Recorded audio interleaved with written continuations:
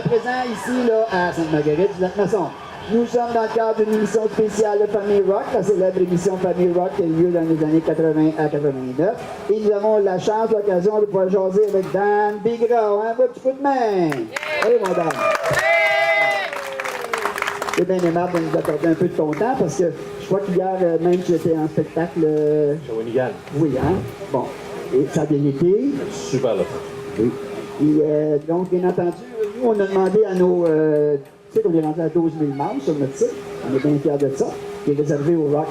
Et dans la dame, est-ce qu'il pourrait nous parler un peu de ses paroliers? Parce que le monde, il dit, est-ce qu'il a écrit des chansons? Il y a certaines chansons. Est-ce que c'est vrai que. Ça fait des années que je les écris toutes maintenant, mais avant ça, j'ai commencé avec Gilbert Langevin. J'en ai fait une couple que j'ai beaucoup aimé avec Roger Tabra, puis une couple avec Christian Mistral aussi, dans le temps. Puis je les ai toutes écrites. Puis là? Là, je les ai toutes écrites. Je savais plus les textes des autres, puis c'est pas parce que je les aime pas, c'est parce que il n'y a pas de tune qui pousse sans que j'aie pas le texte d'abord.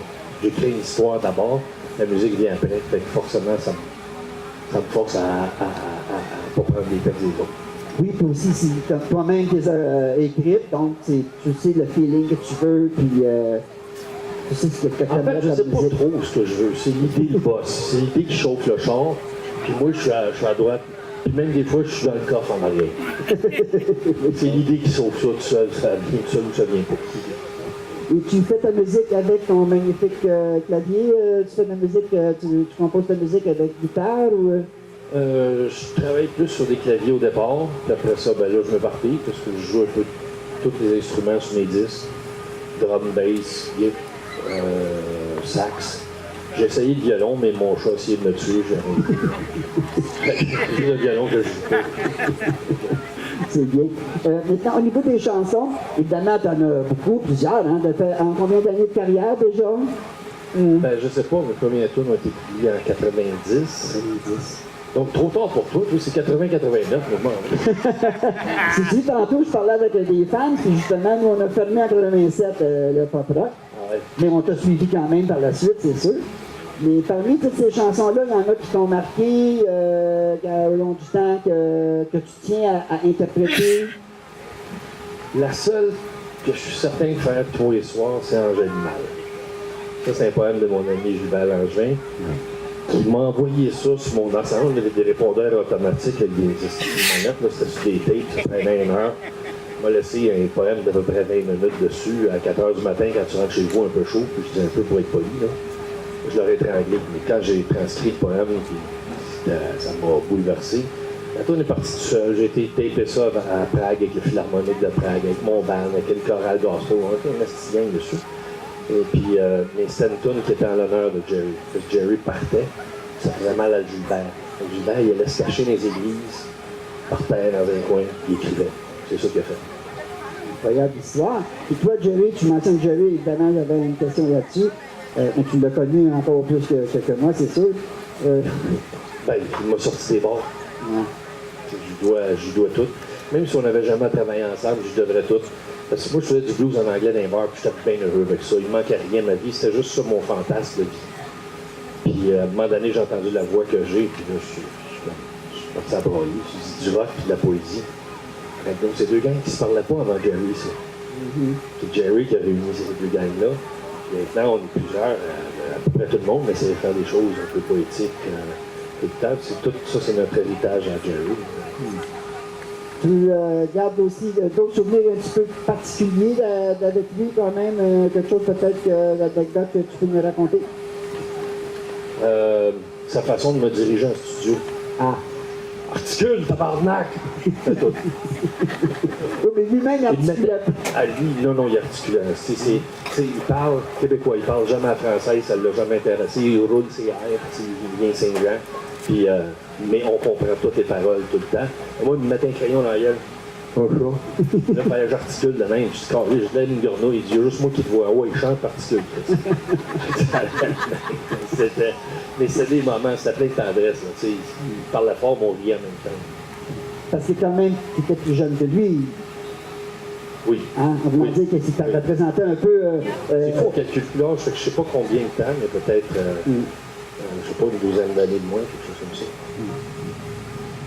Juste pour terminer avec lui, tu interprètes à l'occasion de ces chansons, une de ces chansons dans ton répertoire? Ça m'est arrivé. Mais c'est parce que quand tu veux faire du Jerry, il faut que tu t'attends à ta partie. Tu ne feras pas comme Jerry. Il ne faut jamais t'essayer ça.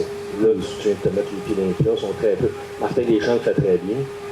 Mais même la veuve de Jerry, Françoise, elle me disait Deschamps, c'est le seul qui me mystifie, moi, par bout. Des fois, moi, je me trompe. J'entends Martin, j'entends Jerry.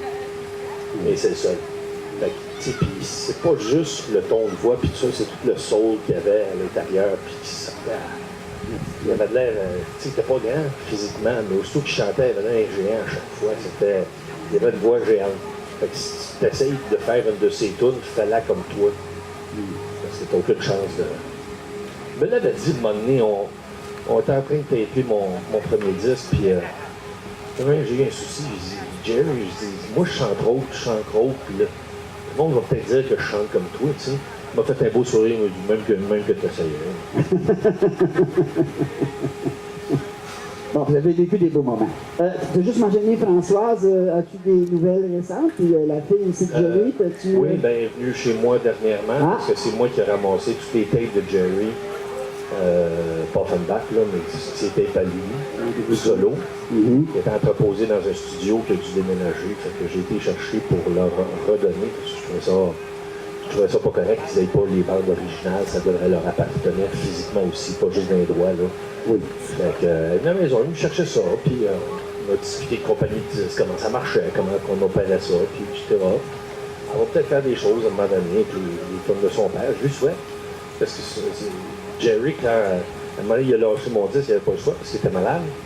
Puis il dit, il faut que je fasse des shows, il faut que je fasse un peu de cash, ma famille, que je les laisse avec rien, tu sais. Ouais. Il les a laissés avec quelque chose. Moi, j'ai réalisé pour lui une film qu'il avait écrit pas longtemps avant sa maladie, Jézabel. François m'a demandé de réaliser le disque. Et tu vois, il y a 3 disques comme ça. Il y a Rendez-vous doux, puis il y a presque 40 ans de blues. Là, je pense que dans ces trois disques-là, il y a moyen de faire quelque chose d'intéressant qui ferait du bien au monde. Mais ça, c'est la décision de Julie et Françoise. C'est eux autres. Je leur ai dit, vous venez un coup de main, je vais être là. Ben. Puis sinon, amusez-vous. Parce que Julie, vite de même, elle doit avoir 25 ans, là. Quasiment grande comme moi, c'est hallucinant. Ah oui? C'est une grande fille, puis elle a 2 enfants, sont installés. Tout le monde est bien installé. Fait que leur vie va bien. Oui.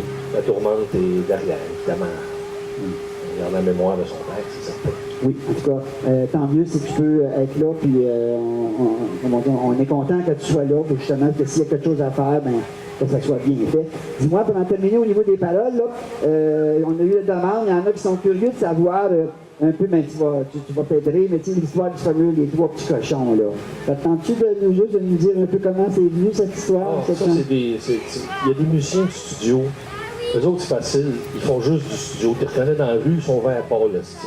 Ça sort jamais. Fait que moi, personnellement, quand ça fait 3 mois que je chante des chansons d'amour, un gros technicien pollu, j'ai un peu tanné. Ouais. Fait que là, on a besoin de lâcher de la steam, puis c'était ça. On a juste fait les fous, nous virer des poubelles à l'envers, puis moi la blow, moi la wig, moi la blow. Ça, je faisais ça à mes nièces, j'ai fait rire quand j'étais petite. Le gros méchant loup avec ça. Puis après ça, on est parti avec ça, puis mon chum, François Parenteau, a fait le texte là-dessus. Puis c'est des taux d'accident, mais souvent, c'est ces affaires, tu penses que tu as fini ton disque, tu t'amuses, tu fais une bebelle, puis c'est elle qui pogne le plus, puis tu sais pas pourquoi. T'as aucune idée. C'est arrivé à Corey Hart, I Wear My Sunglasses at Night, ils ont tapé ça en une demi-heure, l'album était fini. Puis moi, je me demandais, puis j'avais un disque sérieux, de la poésie. Ben, c'est ça. Je peux pas mettre les cochons là-dessus. Ben, oui. Jamais dessus, jamais pas. Ben, fait de la mettre, j'aurais pas vendu un petit cochon. N'empêche que, comme on dit, des fois, c'est ce qui entraîne. La chanson va entraîner vers le découvrir le reste de l'album. Ben là, c'était comme ça. Dans les nouveaux marchés qui est plateforme maintenant, les gens vont juste écouter la tune qu'ils veulent. Fait que je pense que l'ère des albums va finir à un moment donné. Moi, je pense pas que je vais en faire d'autres. Je le jure pas, mais je pense pas. Je pas dit que j'allais arrêter de faire des tunes, mais je vais peut-être les mettre une à une ou 4 par 4, quelque chose comme ça, mais c'est plus petit. Puis je vais les mettre sur le marché par mes propres affaires à ce moment-là. Parce que les plateformes nous volent comme c'est pas possible. Fait que, pas intéressé. Moi, je vais travailler avec mes affaires à moi. Comme j'ai toujours fait, d'ailleurs. Oui. Oui, d'ailleurs, on avait vraiment une question, hein, tout le monde se demandait, plusieurs ont demandé si tu pensais justement faire un nouvel album. Donc, en résumé, tu vas faire d'autres chansons, mais tu vas les sortir une à une, et puis d'après ton propre système. Oui, mais c'est pas une décision fâchée. Je constate que c'est comme ça. J'essaie juste de m'adapter un petit peu, puis de continuer, puis c'est tout. En attendant, je fais d'autres choses. J'écris d'autres bebelles aussi, puis je fais d'autres choses, j'ai du fun. Mais je vais m'adapter au marché comme qui est là. Je me plains pas. Je fais les choses pour que ça soit utile. Justement, tu occupes ton temps, on sait que tu as dit que tu avais parlé publiquement de ton état de santé. Tu veux juste nous résumer encore que c'est bien vrai que tu sais guéri. Bon, oui, mon médecin a utilisé le terme cancer free. Ça veut dire que tu n'as plus de cancer, tu n'as plus de métastase, tu n'as plus rien. Je reste pendant 5 ans danger de récidive, mais évidemment plus au début qu'à la fin. Fait qu'au début, tu check aux 3 mois. Puis les 2 dernières années, tu check une fois par année. Puis au bout de 5 ans, tu as fini. Tu vas t'en sortir là. OK. Je suis que c'est là le lendemain, mon père a un attaque cardiaque. Qu'est-ce que vous en pensez? Il faut rire avec ça un peu, là. Faut rire avec ça. Donnez une main d'applaudissement pour encourager ça avant qu'on termine. Hein? Bon, alors merci d'avoir partagé ça avec nous. On peut savoir aussi, donc, tu as une famille quand même. Tu peux nous parler un petit peu de ta vie de famille? Ça serait possible de... J'amène pas trop ma vie de famille. J'amène un petit peu mon fils parce que je cite un exemple comme quoi, quand tu es anxieux, il faut que tu gères les choses calmement. Pour moi, c'est facile si c'était ma maladie à moi. Donc, je me suis guéri pour être calme tout le long. Mon fils, non, c'est ça, ton fils, je te le souhaite pas. Fais pas ça 2 fois par semaine. Ça, clairement, c'est un drôle d'exercice. Mais mon fils a très bien fait ça. C'est pour ça que j'ai mentionné. Mais en dehors de ça, j'essaie de pas trop montrer ma famille. Comprends. Aussi, il y a des gens ici qui ils sont pas surpris peut-être que tu sois, parce que sans révéler l'adresse, c'est là que tu demeures dans les Laurentides aussi. Non, je demeure dans la Nodière, mais pas très loin d'ici. Je trouve ça au bout de ça, c'est fantastique. Puis j'ai beaucoup de shows dans la Nodière cet été. C'est assez le fun. Je peux rentrer chez nous après les shows, au lieu d'être des hôtels encore. J'ai tout fait l'hôtel. Quand je vois des annonces, là, venez visiter notre superbe hôtel, c'est le Grand Prix Gagné. C'est pas cute, c'est là que j'ai couché la dernière fois. Je ne tente pas. Je peux dire un mot peut-être à nos gens qui sont ici, qui sont de la région de la Nodière ou de Laurentides. Je suis juste content de vous voir, puis j'espère que là, vous allez ramener votre gang à soir, puis on va du fun.